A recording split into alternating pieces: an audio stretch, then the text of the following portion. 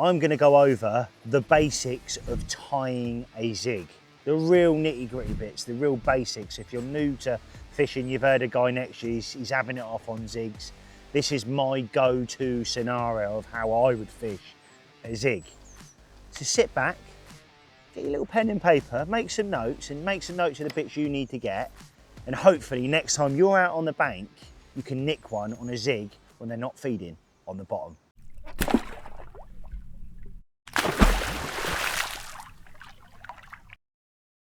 So like I said, step by step, exactly how I tie my zigs. Now, I'm really not a massive fan of adjustable zigs. It's just not for me. I think they're a pain in the backside. And if you've not used them before, you can get in a right mess and a right tangle and it puts you off zigs completely. This is just a straight up zig that you can tie, fish off the back of a leg clip with an anti-tangle sleeve, a long one, and know that you're fishing every single time. So we're going to kick it off with the Atomic Tackle zig wire, which is my go-to zig line I use. I have used a couple of other brands in the past. I do like the zig line from Nash. I think that's great. It's like tow rope alongside this product in front of me now. Now this is the 14 pound. Now why would I go for slightly heavier? Now a lot of people like to use 11 or 12. I think particularly I'm on B1 at the moment. They love a zig on here and I'd rather, but there is the odd patch of weed and other lakes that you are fishing zigs in weed. You know that you've got that mind reassurance by fishing 14 pound, that you've got that sort of strongness to the link you're using or material you're using, if you like. So what you want to do is you want to kick it off, you want to make that initial loop on the end before you do absolutely anything. Make that loop like you would a hair loop on the end. Secondly, what you're going to do is just cut your little bit of zig foam. Now, me personally, yes, you can use pop-ups, yes, you can use other products, but I like to use foam. It's my go-to. I know it's very buoyant, probably the buoyantest you're going to get, and also if it's in the water for a long period of time, you know it's never going to droop. It's always going to sit up erect, being that you're fishing foam. Now, there's a couple of little tips that I like with foam. I've always got a jar with multiple colours in, and also flavour that foam as well. So I sit there in the evening and prick it to living death and make sure that sort of flavour over a long period of time. I'm playing about with a choc orange at the moment, but it's got like almost like a brownie dye in it. It's probably the best way of describing it. And it bleeds into the bait. So that's going to leak attraction when it's sat sort of mid-levels of the water or low levels, wherever you are fishing that zig. Something else I do to give you a little bit more of an edge is I cut them in a certain way. I'll get my scissors and I cut off or round off the edge because I don't want it to look like a bit of foam. I almost want it to sort of imitate a bug. Probably the best way of putting that across. And I get my scissors and I push them into it at a certain angle and cut it. And what that does is it gives off me almost like these little legs, little talons, if you like. Almost, again, like I just mentioned, imitating a bug. It's done me numerous bites in the past, and I'm sure it will do me numerous bites going forward with my angling. And definitely a little bit of an edge. You know, if the geezer next to you is fishing just a straight up bit of foam, fair enough to him. But I mean, with my end, I want to make mine a little bit different, stand out from the rest. And I think the way I cut it, I always fish it down so the bits are sticking out. So when a fish comes up, it's not a perfect bit of foam. It's got them little legs, if you like, coming off the side of it. So again, a little edge that you can use in your armoury and hopefully put more fish on the bank. So when you've done that, you've made your loop, you've then used your baiting needle, you've pulled your bit of foam down, and you've obviously put a bait stop on. You can use any bait stop, it really doesn't matter. My personal preference is the ESP bait stops. I've used them for over 20 years, and even as a kid, when I was sort of 8, 9 years old, I was still using them sort of, I like to call them famous ESP minis, and they're just great. They've got almost like a yellowy tinge to them, and I just like them. That's something I've used and I continue using. So you want to get to the point, the bit of foam's on, and also that bait stop's on. You've pulled the foam up to the bait stop, and now you're left with a length of line with literally just that bit of foam on the end. Now there's a couple of reasons for this. Is obviously when I put the foam on first and that bait stop is for measurement. That is why I use it. So I can measure up and get that bit of foam as close as I can to the back of that hook as humanly possible, and also as close as I can to the back of the eye. I like to come down maybe about 3 to 4 mil just off the eye, just off the back of that eye itself. Now I should probably touch on the hook. I'm using a size 8 Stinger from Atomic Tackle. Now I have used Kamakuras in the past, but I've moved on to Atomic Tackle hooks. and my God, am I impressed. They're sharp out the packet. They don't blunt off like a Kamakura does, and you can keep reusing them on multiple fish as well, which actually makes you think, me personally, makes you fish more effectively because you're not worrying about that hook point blowing every time. With a Kamakura, they're a one fish hook. I've used them for, again, years and years and years, but with these, I know that, all right, if I do drop it on the gravel, I know that it's still gonna be razor sharp, and that's another reason why I use the stingers from Atomic, and that's size 8. When you are whipping down the back of it, so initially put the line through the back of the eye, then what you're gonna do is, obviously you're gonna then start whipping down.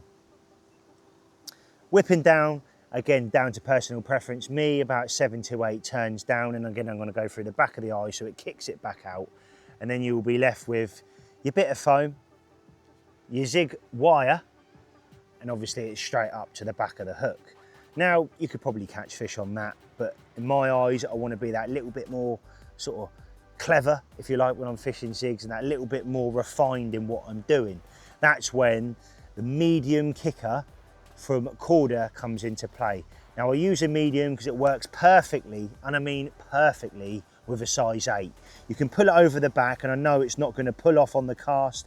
I have used large ones in the past, and I've noticed I've cast and that kicker's moved. I definitely don't want that kicker to move. I want it to sit there and do what a kicker should do.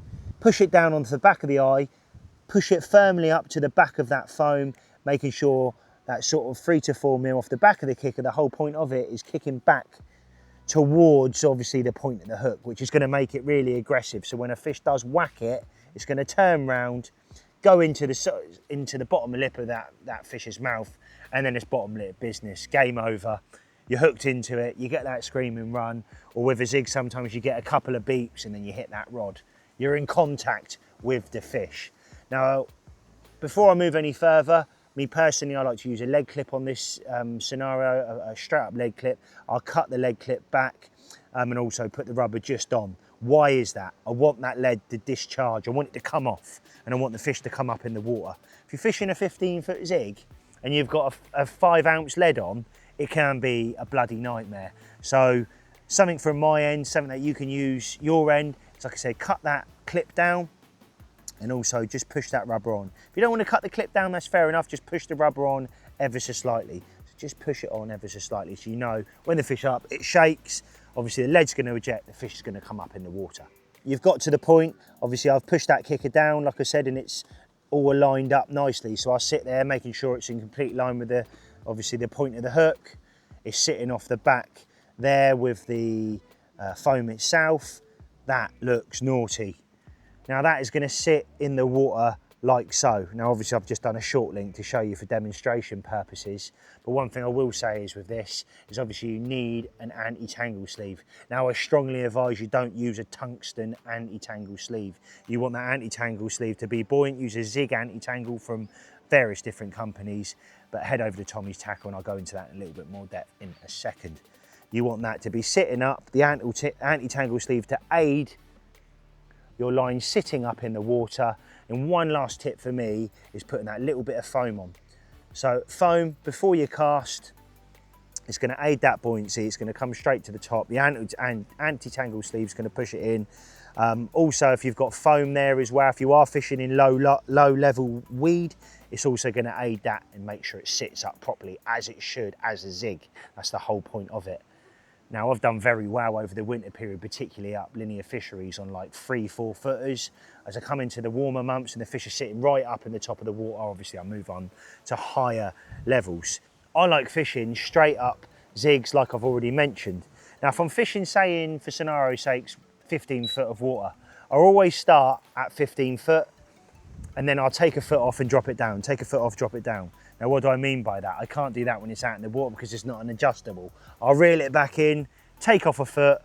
I know that's now sitting a foot lower underneath the water until I can hit them fish. All of a sudden you'll get a bite and I'm like, bang, they're at 7 foot, bang, they're at 10 foot, or bang, they're at 4 foot, whatever that may be. But if you start from the top and work your way down, you can't add line on, if you like, but you can take it off. That's why I always start from the top and work my way down through the levels of the water column. So there it is. A very short video, but a very quick, effective way of fishing a straight up zig.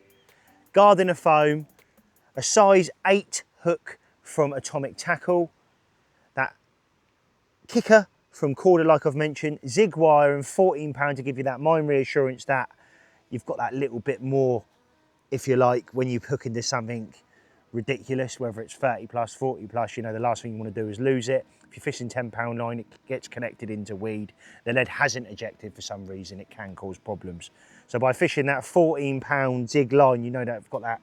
When I'm playing it, I'm always sat there going, yeah, no, I'm all right, because I know I'm fishing a strong hook link, or tow rope as I call this particular one, because it really is strong. Now remember, you're probably watching this thinking, Ben, where do I start? Where do I buy all these products? Now, if you weren't aware, myself and the family have just opened Tommy's Tackle, and I'm very proud to say we now offer terminal tackle as well as obviously Parker baits. So head over to Tommy's Tackle. 90% of the things I've went over in this particular video is all available. We've even got a zig bundle on there. So you can click on that zig bundle and it will have everything you possibly need to make that zig. So hopefully that's helped you guys. Something a little bit different. Like I said, a short, snappy video, but my go-to zig, and my last thing I'm going to finish it off with, if you are using the kickers from Corda, like I've mentioned, my favourite is the Bloodworm. Now I am going to start moving over to the Commando tackle, which we have got on offer at Tommy's, because they offer a pink one. I love pink. Pink makes the boys wink, shall we say. And I think it does make the carp wink and all. So there you go. My go-to straight up zig with that lovely bit of foam cut in a very unique way.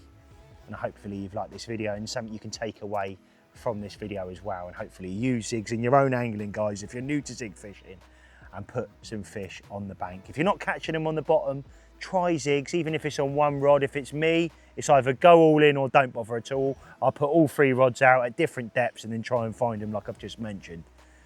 So let us know what you want to see on the next sort of tutorial video in the comments down below. And if you've liked this video and you've taken something from this video, again, get in the comments down below. But the main thing is, if you've gone out, you've watched this video, you've caught some Nossapigs, let us know, because I really want to know in the comments. There's fish sloshing and jumping out next to me. I'm trying to keep focused in front of you guys, but hopefully you've liked this video, guys. Give us a thumbs up, make sure you comment down below, smash that subscribe button so you don't miss any videos going forward, and I'll see you all very soon. Bosh.